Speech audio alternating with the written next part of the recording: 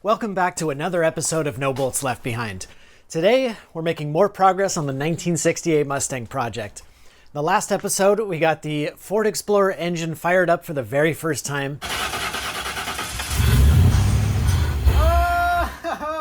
It was very exciting. And today, we're working towards that first test drive. I need to get my gauges working so I can bring this thing up to full operating temperature.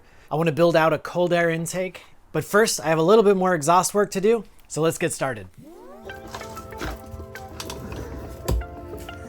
All right, so I got the exhaust running pretty good, pretty straight. And the next thing I think I want to do is install an X-pipe somewhere around here. And my idea is to use this like edge of a sleeve. I'm gonna cope this side here to fit into the pipe, and then this will let me rotate it and adjust it in and out, because I don't think I have anywhere near the skills to cope it perfectly with a single piece.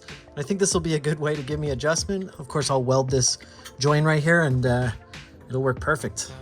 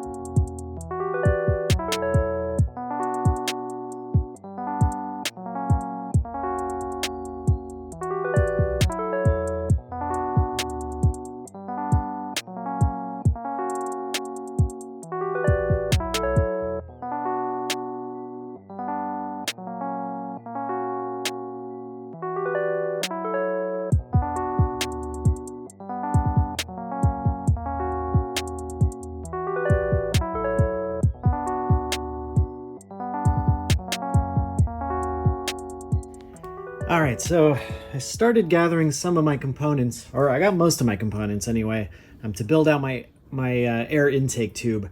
And the tubes kind of look a little small. I don't know, this is a 3-inch tubing, and kind of thinking like I made a mistake going with the 3-inch and kind of want to actually go to 3.5 inches. I don't know. I'm actually curious what you guys think. I know there's no such thing as too big of an air intake, but I was trying to keep the best hood clearance I can. All right, I think I'll probably grab a 3.5 kit. That would be like the dumbest thing to kill power with, like $50 worth of intake tubing. All right, so next thing I want to do is get these gauges wired up, particularly the coolant temp and the oil pressure. And it's definitely something I want to monitor before I try and like get this thing up to temperature and let it idle and diagnose any problems that I might have when it gets up to temperature. So I think since this thing has kind of a convenient harness, I think I'll probably unpin the original wires from that side, and I guess I'll just wire up my new wires right on over.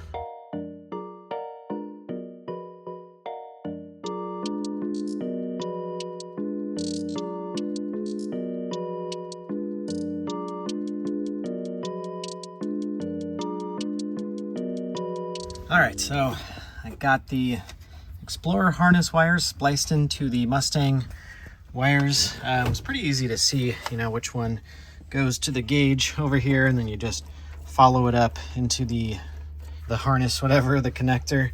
So I got the coolant and the oil pressure hooked up.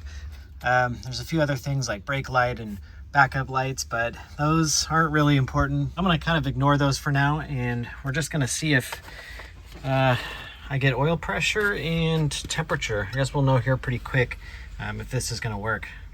All right, so I got my new intake piping in the mail here, and this is very much better than that small 3-inch stuff, which I actually have some of. Let's compare the size of these two guys. Way bigger, way better. It's definitely gonna flow much, much better. So I'm glad I switched these guys out. Oh, and I did a little bit of a bold move, and I got a bright blue air filter here. I'm not sure how I feel about it yet, but I'm just gonna run it because it's kind of cool. It definitely matches the engine too, so there you go. We can always wash out this oil later, but for now I'm gonna run the blue air filter. And it does seem like clearance is gonna be a little bit of an issue here. I definitely don't want this guy resting on this coolant hose here, because that's going to be super hot. It's going to be a nice way to superheat my intake air temperatures, which is going to kind of negate the whole cold air intake in the first place. So I think the first thing I ought to do is deal with this huge, like, tall bracket for my coils. And I think I can just go ahead and lower this guy down. I don't see why not. It's raised up about, like, I don't know, 3 inches. So I think I'm going to pull off these coils real quick, and we're going to take this bracket and just kind of like hack it and weld it down lower, pretty much as low as I can go, I think.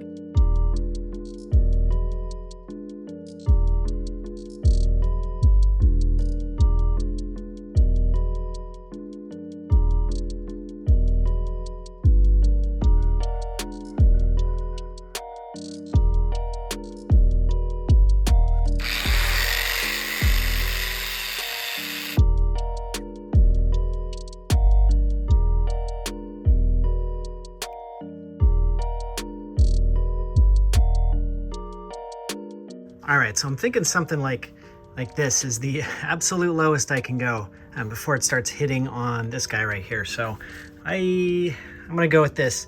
I'm gonna use my little finder, my little angle finder here, and make sure this thing's all straight. I think I'll probably tack this thing in place before I cut off this stuff, so I can make sure to get it sitting perfectly, get a good cut, and then we'll permanently weld this guy on there.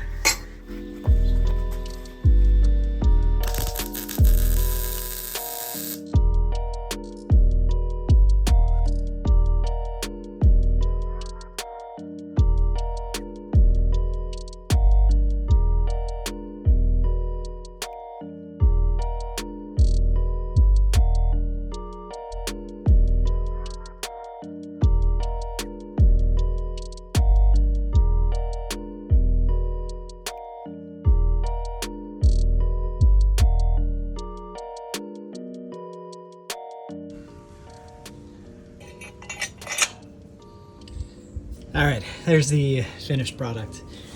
Awesome. I like it.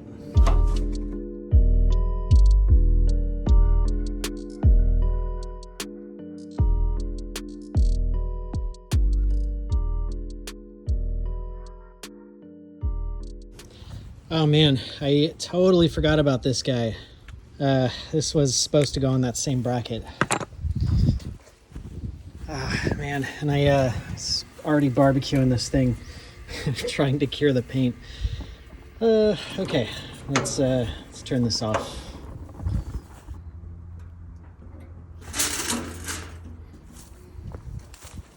All right, I'm thinking right here might be good. It's got to be, should be up a little bit. Shoot, okay. All right, so I need to cut a little piece to extend this tab down a little bit, and we'll clean up the metal here, weld it back on here, then we'll paint it again. All right, I got this guy on there in a pretty good spot there, and of course I got the good welds on the back side. All right, now it's time to prime, paint, and barbecue.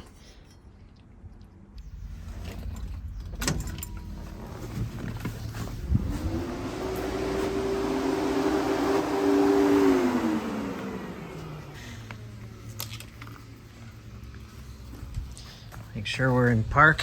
It's very important. Yep.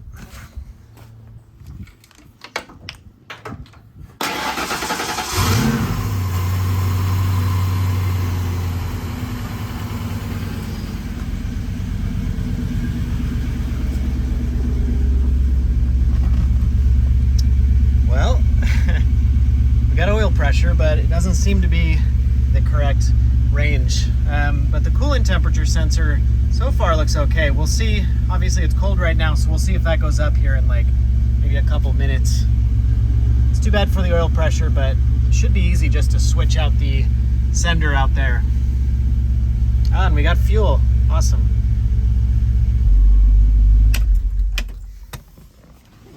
Actually, you know, I think that, I'll move this. I think this might be a good opportunity to try and bleed the cooling system. I'm gonna let this thing heat up to operating temperature. I should probably make sure I'm getting coolant in there.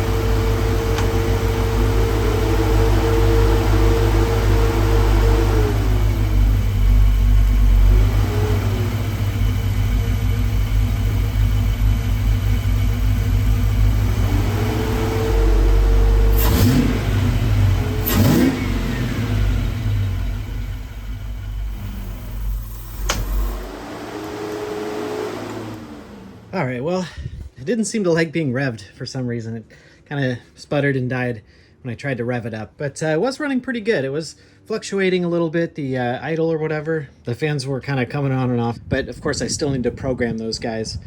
But let's see if we threw any codes, or probably more accurately, which codes we threw.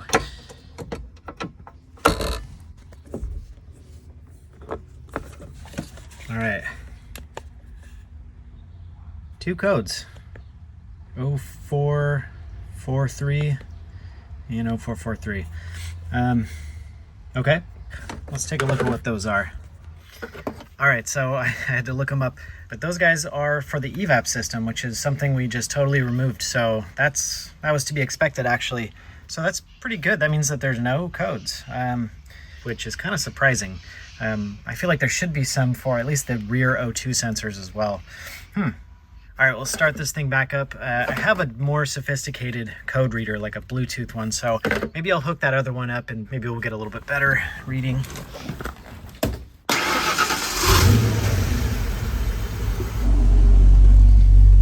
All right, it looks like we are getting movement from our temperature gauge, so that's good.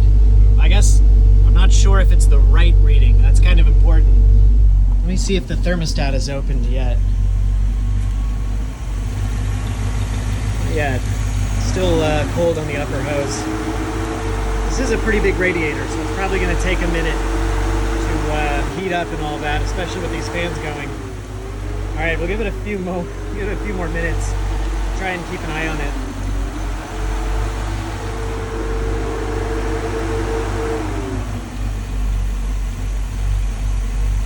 Ooh, got a little bit of overflow here. I don't think the thermostat's opened yet though. Still feels cool here, so I guess we're just getting a little bit of, oh, there we go. There we go. I think that's the thermostat opening. Getting some good bubbles out. There we go. Nice. All right, now that it's up to temperature, we got a few more codes, so that's good to see. I wanna get to the bottom of like whatever's making this idle sort of erratic. 8 codes, oh my gosh. Okay, got the same one. Oh, got a new one. I should probably write these down. All right, so we got 0141, 0161, 0175. That's the same 0443. We'll write that one down.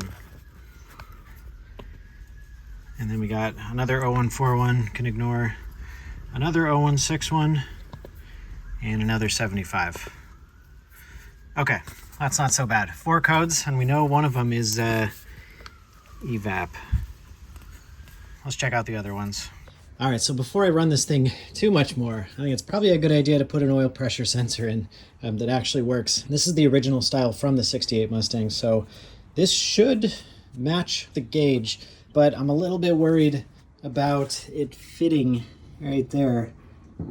I don't think it's gonna fit. I guess we can try. There's very little clearance there, so I have a feeling like I'm gonna have to get some sort of adapter or something to like put this at an angle, but let's pull off that Ford Explorer one and we'll see what we're dealing with.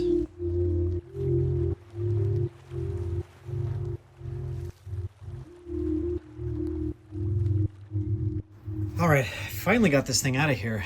This was super difficult because this is like not a normal socket. It's kind of weird, super annoying. I had to kind of destroy it to get it out of there. The good news is that these two do appear to be the same threads, probably like a, I don't know what that is, like a 1/8 NPT or something, but this one's so much bigger. There's just, I mean, I'll try it, but there's like no way this is gonna fit. Yeah, no way. No way that's gonna fit.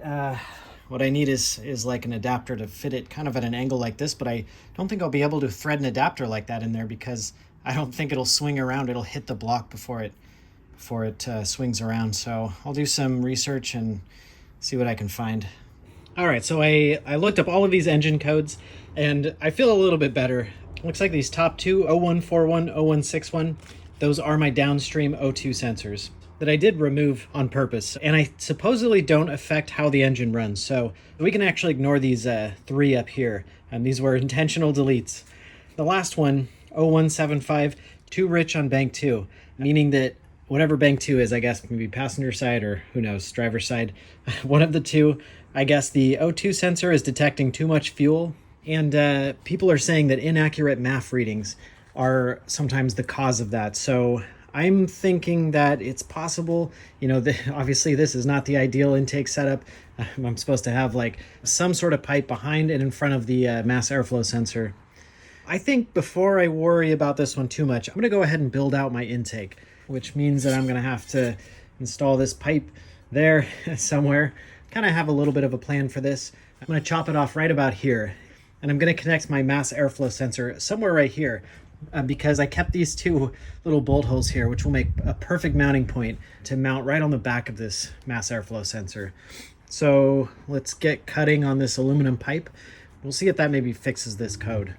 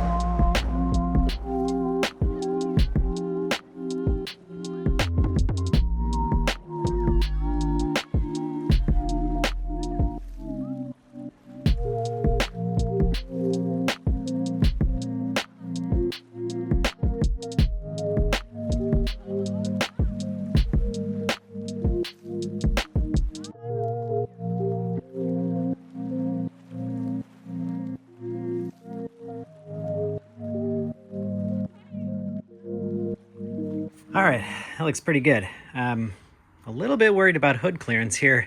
I guess we'll just have to see. And it's kind of a bummer that this thing is on the radiator hose, because that's going to warm up this thing, but I don't really have any other options. I'm really bummed out now even more that I can't just run the intake right here, but still going to maintain that the battery is best right here on the passenger side. So before I button this all up though, I should probably wash it because it's filled with aluminum dust, which is not great for your engine. You know, aluminum dust straight into your intake manifold. So let me do that real quick, but I want to fire it up and see if it runs any better.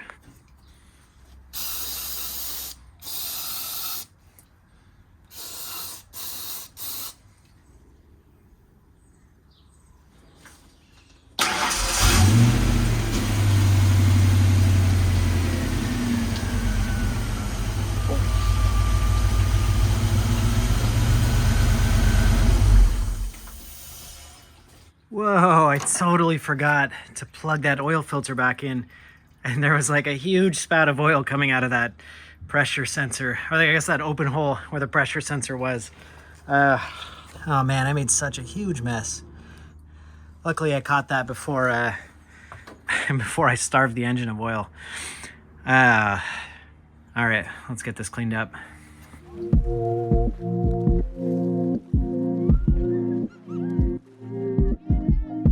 Okay, crisis averted, or I guess crisis dealt with. Ace Hardware for the rescue. I've got a couple of elbows here. I'm hoping that one of these works. This guy should angle that oil pressure sensor a little bit, I guess 45 degrees. As long as this thing can spin around and not hit the side of the block down there, I think we'll be good.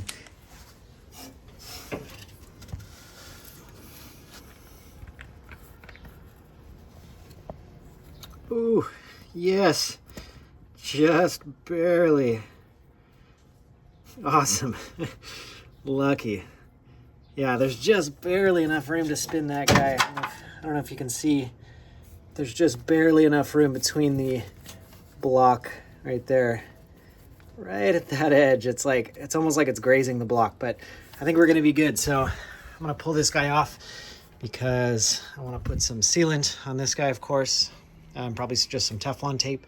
And then we should be able to thread this guy just straight in there. In fact, I should double, triple check.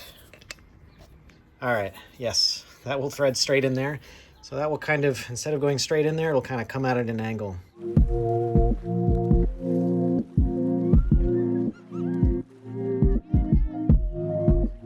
All right, there we go. Got one 68 Mustang oil pressure sensor bolted onto the Ford Explorer block. Guess I just gotta throw this wire on here and that should be it. Here we go. And spin that guy around, tuck that guy in there.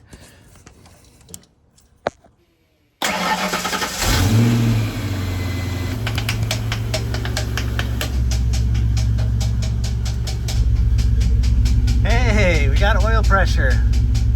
Never mind that belt slapping out there. We got oil pressure. So that should be all of our gauges. We got fuel. Temperature seems to work pretty good. The speedometer should work once we hook this thing up right here.